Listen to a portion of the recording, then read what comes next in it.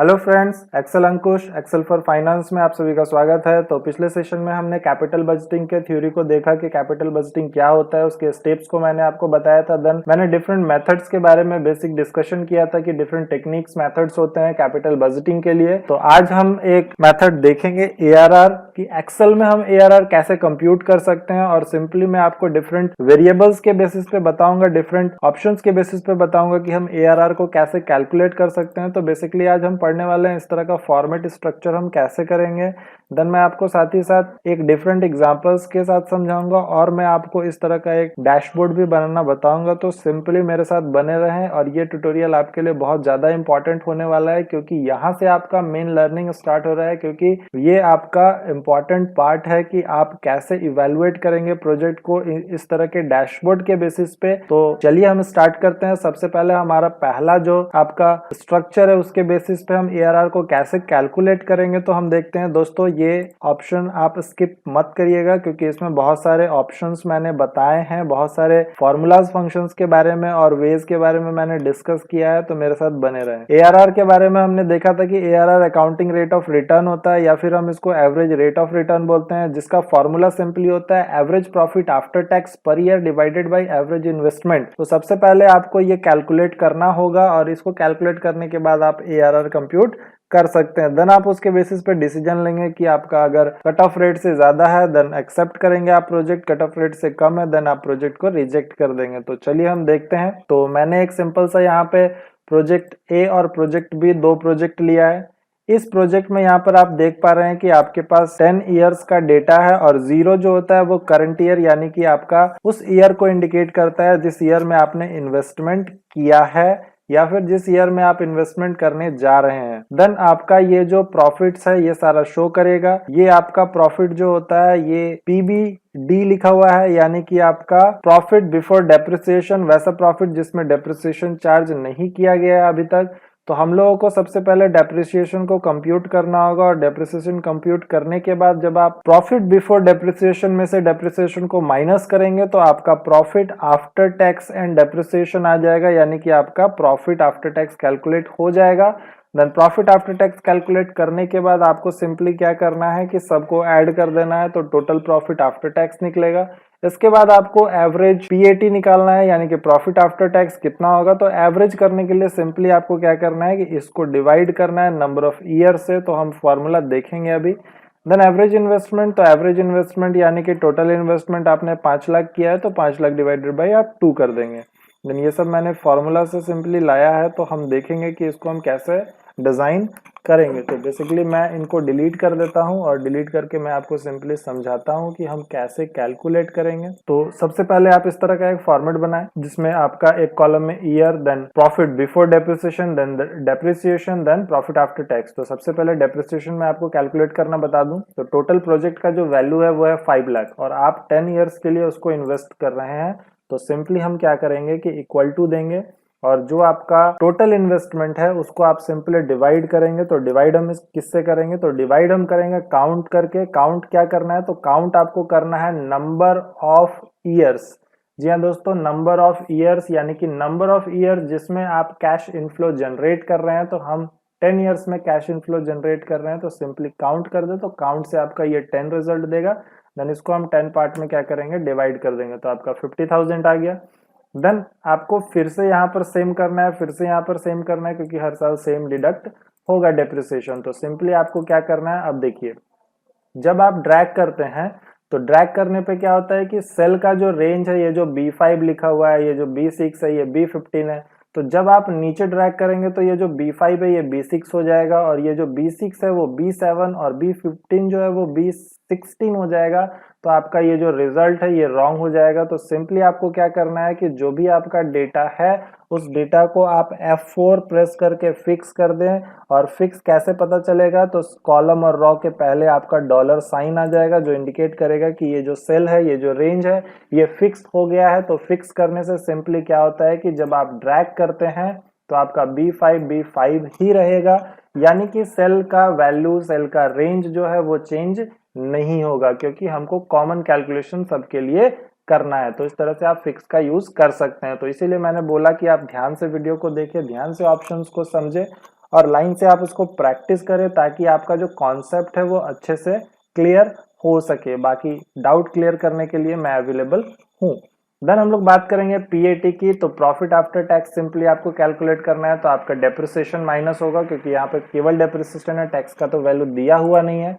मैं आपको टैक्स से रिलेटेड भी एग्जांपल बताऊंगा इसी वीडियो में आगे। तो सबसे पहले हम ये देख लेते हैं। तो सिंपली आपको क्या करना है, पीवीडी में से माइनस करना है आपको डेप्रिसिएशन को, तो आपका जो पीएटी है प्रॉफिट आफ्टर टैक्स है वो आ जाएगा। तो इस तरह से सिंपली आप ड्रैग कर दे। देन आपको यहाँ पे टोटल कैलकुलेट करना है। तो टोटल के लिए सिंपली आपको क्या करना है, बस आप सिलेक्शन करिए और सिलेक्शन करके आपको यहाँ पर सिग्मा का ऑप्शन होता है, इस सिग्मा के ऑप्शन को ऑटो सम बोलते हैं। तो सिंपली आपको इस पर क्लिक कर देना है, या फिर आप alt plus equal to sign का भी यूज कर सकते हैं। अल्ट इक्वल टू करने से भी ये ऑटो सम हो जाएगा। तो ये आपका निकल गया। देन हमको एवरेज पीएटी निकालना है। तो एवरेज पीएटी यानी कि पीएटी जो आपका अवेलेबल है उसको आपको क्या करना है, डिवाइड करना है। तो किससे डिवाइड करेंगे, तो फिर से मुझे काउंट करना होगा।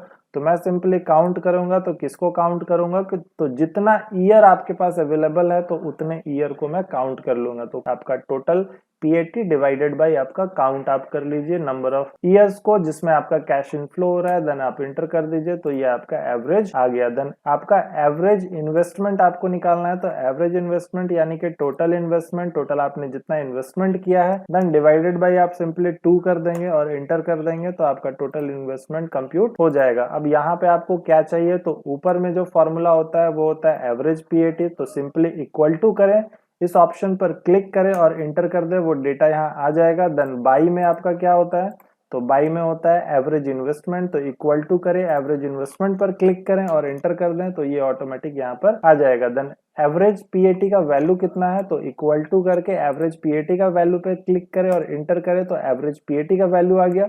देन इक्वल टू करके एवरेज इन्वेस्टमेंट के वैल्यू पर क्लिक करें, तो एवरेज इन्वेस्टमेंट के वैल्यू पर क्लिक करने पर इंटर करेंगे तो ये आ जाएगा। इसको मैं सेंटर कर देता हूं। अब मुझे क्या करना है कि इसका एआरआर कंप्यूट करना है। तो सिंपली डिवाइड करना है। तो हम क्या करेंगे, इक्वल टू देंगे। तो आपका जो एवरेज पीएटी है यानी कि प्रॉफिट आफ्टर टैक्स डिवाइड करेंगे आप टोटल एवरेज इन्वेस्टमेंट से और इंटर कर देंगे, तो आपका जो एआरआर है वो सिंपली कंप्यूट हो जाएगा। तो ये बहुत ही इजी है, बस आपको स्टेप समझना है, आपको कैसे कंप्यूट करना है, उसके बेसिस पे आपको वेज समझना है। तो इस तरह से आप सिंपली कंप्यूट कर सकते हैं। उसी तरह से मैंने इस डेटा को कंप्यूट किया है। अब डेटा कंप्यूट करने के बाद ये ग्राफ हम कैसे बनाएंगे ये हम देखेंगे ग्राफ और एनालिसिस पार्ट में। तो चलिए मैं आपको एआरआर का एक दूसरा एग्जांपल देता हूं, उसके बेसिस पे हम कैसे कंप्यूट करेंगे वो हम देखेंगे। और इस ऑप्शन को आपको क्या करना है, प्रैक्टिस करना है। तो ये मैंने ब्लैंक एक दे दिया है आपको, इसको आप प्रैक्टिस करें और इससे रिलेटेड जो भी डाउट होगा वो आप मुझसे जरूर पूछेंगे और आप ट्राई करेंगे इस कॉलम बार को बनाने की। अगर आप बना लेते हैं तो बहुत अच्छी बात है, नहीं तो मैं आपको जरूर बताऊंगा आगे आने वाली वीडियो में। देन हम लोग बात करेंगे इस ऑप्शन की। तो यहाँ पर मैंने एक दूसरा एग्जाम्पल लिया है। इस एग्जाम्पल में सिंपली आपको क्या करना है, तो देखिए यहाँ पर मैंने टैक्स का एक एग्जाम्पल लिया है। तो आपके पास अवेलेबल है CFBDT यानी कि cash flow before depreciation and taxes. आपका ये जो कैश फ्लो है ये आपका बिफोर डेप्रिसिएशन बिफोर टैक्स है, यानी कि अभी तक इसमें ना तो टैक्स डिडक्ट हुआ है ना ही आपका डेप्रिसिएशन डिडक्ट हुआ है। तो सबसे पहले मुझे क्या करना होता है, डेप्रिसिएशन को माइनस करना होता है। तो ये जो प्रोजेक्ट है ये 5 ईयर का प्रोजेक्ट है। तो सिंपली मुझे क्या करना है, तो मुझे करना है, अब देखिए यहाँ पर इशू क्या होता है। अब मुझे क्या करना है कि इस डेप्रिसिएशन को कंप्यूट करना है। तो डेप्रिसिएशन कैसे कंप्यूट होगा अब इस केस में, तो यहाँ पर आपको क्या करना है कि आपको कुछ फंक्शन लगाना होगा जिस फंक्शन के बेसिस पे आप इसको इवेलुएट करेंगे। तो कैसे इवेलुएट करेंगे देखिए, और ये थोड़ा एडवांस फंक्शन है तो इसको ध्यान से समझेंगे। तो सिंपली मैं आपको ये फंक्शन दिखाता हूं। देखिए यहाँ पर मैंने कंडीशन क्या दिया है कि if B6 greater than equal to 0, अगर ये आपका ग्रेटर देन इक्वल टू 0 होगा तो आपका ये जो आपका इन्वेस्टमेंट है ये इन्वेस्टमेंट को डिवाइड करेगा काउंट इफ से। तो काउंट इफ किसको करेगा, तो काउंट इफ करेगा इस रेंज में से उस सेल वैल्यू को जो कि ग्रेटर देन 0 यानी उसका वैल्यू कुछ ना कुछ अवेलेबल है। ऐसा नहीं है कि उसमें कैश इनफ्लो हुआ ही नहीं है, तो इसीलिए मैंने काउंट इफ यूज किया है। देन आप जैसे ही इंटर करेंगे तो ये आपका कंप्यूट कर देगा। तो मैं सिंपली आपको ये चीज समझा दूं कि कैसे आपको करना है। तो हम क्या करेंगे, इक्वल टू देंगे और इफ लिखेंगे, ब्रैकेट ओपन करेंगे कि अगर आपका ये वाला जो वैल्यू है ये आपका ग्रेटर देन 0 होता है, अगर 0 से ज्यादा होता है तो आपका क्या होगा कि इस वैल्यू के अकॉर्डिंग आपको डिवाइड करना है, किससे, काउंट इफ से डिवाइड करना है। और वो जो काउंट इफ होगा वो इस रेंज को काउंट करेगा और इस रेंज में उसी सेल को काउंट करेगा जिस सेल का वैल्यू जो है वो ग्रेटर देन 0 है, जो कि 0 से ज्यादा है, यानी कि कुछ वैल्यू होना चाहिए, otherwise 0। Then bracket close, enter. तो यहाँ पे देखिए 3 लाख आ गया। देन आपको इसको ड्रैग करके क्या करना है, ऑटोमेटिक लाना है। तो ड्रैग डायरेक्ट नहीं कर सकते हैं आप। ड्रैग करने के लिए आपको सबसे पहले क्या करना होगा, इस B5 वाले को फिक्स करना होगा। तो B5 को हम इसीलिए फिक्स कर रहे हैं क्योंकि ये जो सेल है ये हर एक कैलकुलेशन में इसी को आप कैलकुलेट करेंगे। तो जब आप ड्रैग करेंगे तो आप चाहते हैं कि ये जो सेल है वो फिक्स हो, क्योंकि इस सेल में भी आप इसी रेंज को देंगे, इस सेल में भी आप इसी रेंज को देंगे, तो इसीलिए उसको फिक्स करना है। देन इस रेंज को भी आप क्या करेंगे, यहाँ पर फिक्स करेंगे F4 से, क्योंकि हर एक कैलकुलेशन में नीचे यही रेंज कंप्यूट होने वाला है। तो बेसिकली आपका केवल change B6 to B7, B8, B9 बस ये चेंज होगा, बाकी कोई भी चेंज नहीं होगा। देन आप इंटर कर देंगे और इंटर करके सिंपली आपको क्या करना है, इसको ड्रैग कर देना है। तो जैसे ही आप ड्रैग करेंगे ये आपका कंप्यूट हो जाएगा।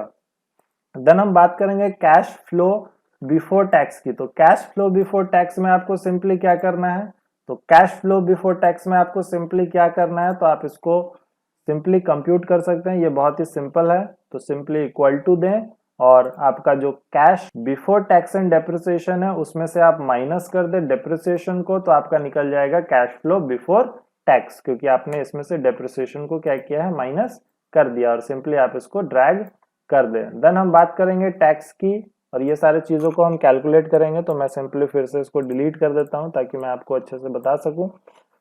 चलिए, तो टैक्स कितना है, 25% है। तो इक्वल टू देंगे किसका 25%, तो जो आपने अर्निंग किया है, जो आपने कैश फ्लो जनरेट किया है, तो इस कैश इनफ्लो को आपको 25% से मल्टीप्लाई करना है। तो सिंपली हम लोग इसको सिलेक्ट करेंगे, देन मल्टीप्लाई करेंगे टैक्स से और इंटर कर देंगे, तो ये आपका रिजल्ट आ जाएगा। देन सिंपली आप अगर ड्रैग करेंगे तो ये एरर हो जाएगा, देखिए। तो इसीलिए मैं आपको बार बार बोलता हूं कि फिक्स करना आपको जरूरी है। और फिक्स का यही यूज है कि जब आप कैलकुलेशन करते हैं तो कुछ ऐसे सेल्स होते हैं जिनको आपको फिक्स करना होता है, क्योंकि उस सेल को आप हर एक कैलकुलेशन में यूज कर रहे हैं। तो यहाँ पर इस जो सेल है E5 का जो सेल है उसको आप हर सेल में यूज कर रहे हैं। तो अगर आप ड्रैग करते हैं तो E5 की जगह E6 हो जाएगा, देन E7 हो जाएगा, तो आपका रिजल्ट 100% गलत होगा। तो इसीलिए आपको इस सेल को क्या करना है, फिक्स कर देना। और D6 को मैंने क्यों फिक्स नहीं किया, तो जब आप D6 इस सेल को ड्रैग करेंगे तो ये D7 होना चाहिए, देन ड्रैग करेंगे तो D8 होना चाहिए, क्योंकि अलग अलग आपका CFBT है, यानी कि कैश फ्लो बिफोर टैक्स है। तो इसीलिए आप इस सेल को फिक्स नहीं करेंगे। तो आपको ये समझ में आना चाहिए, तभी आप इसका प्रॉपर यूज कर सकते हैं। तो इसको याद ना करें, आप इसको बेहतर तरीके से समझे कि मैं F4 से क्यों फिक्स कर रहा हूं और क्यों फिक्स नहीं कर रहा हूं, क्योंकि ये कॉन्सेप्ट है और इस तरह के बहुत सारे फॉर्मेट्स हैं जहां पर आपको इसका यूज करना होगा। तो अगर आप याद करेंगे तो आप केवल इसी को यूज कर सकते हैं। आप अगर समझ जाएंगे तो आप कहीं पर भी इसको अप्लाई कर सकते हैं। और अगर आपको कोई भी डाउट होता है तो आप मुझसे पूछें। देन इंटर करके मैं इसको सिंपली ड्रैग करूंगा। अब तो देखिए, अब आपका परफेक्ट रिजल्ट आ गया। देन हम लोग बात करेंगे CFAT की, यानी कि कैश फ्लो आफ्टर टैक्स, जो कि मेरा एग्जैक्ट वैल्यू मुझे कंप्यूट करना था, प्रॉफिट आफ्टर टैक्स। तो मैं सिंपली क्या करूंगा, इक्वल टू दूंगा।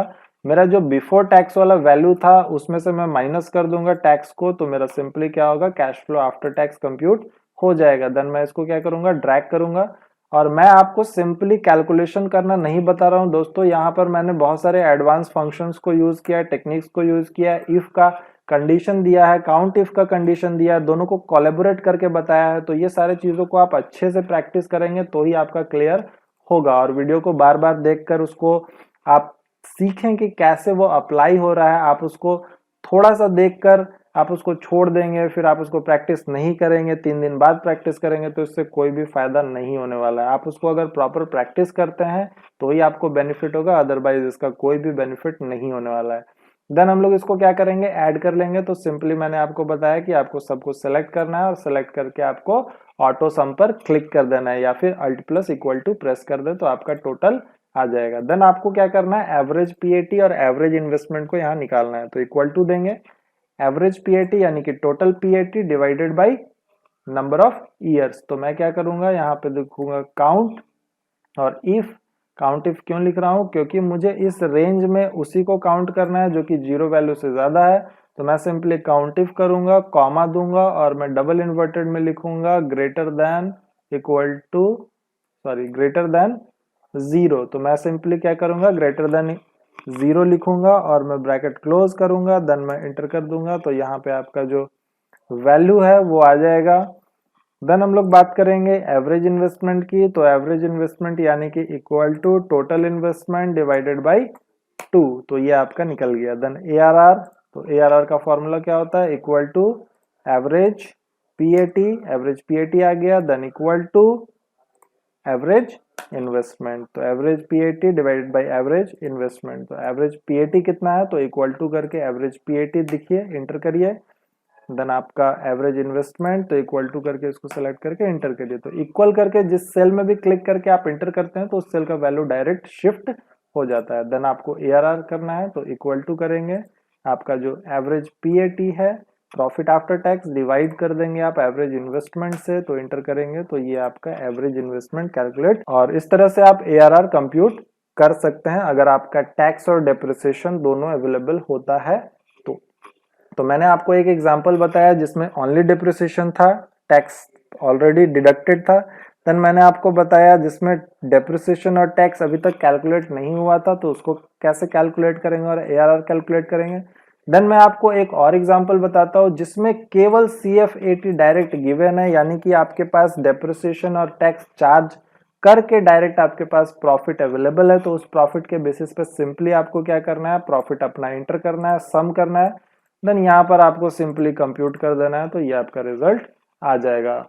ठीक है, तो इस तरह से आप सारे ऑप्शंस को यूज करें वन बाय वन और उसको प्रैक्टिस करें। और इससे रिलेटेड अगर आपको कोई भी डाउट होता है तो आप मुझसे डिस्कस करें, ताकि मैं आपको एक सेपरेट डाउट सेशन प्रोवाइड कर सकूं जिसमें मैं इससे रिलेटेड या कोई भी टॉपिक से रिलेटेड आपको डाउट क्लियर करा सकूं। और अगर आप प्रैक्टिस नहीं करेंगे तो आपका कोई भी डाउट नहीं रहेगा, और अगर आपका कोई भी डाउट नहीं है तो या तो आप बहुत अच्छे से इसको समझ गए हैं या तो आप इसको बिल्कुल भी नहीं समझे हैं, यानी कि आपने प्रैक्टिस नहीं की है। तो इससे मेरा कोई लॉस होने वाला नहीं है दोस्तों, आपका ही लॉस है। आप नहीं सीखेंगे तो आपका इंप्रूवमेंट नहीं होगा।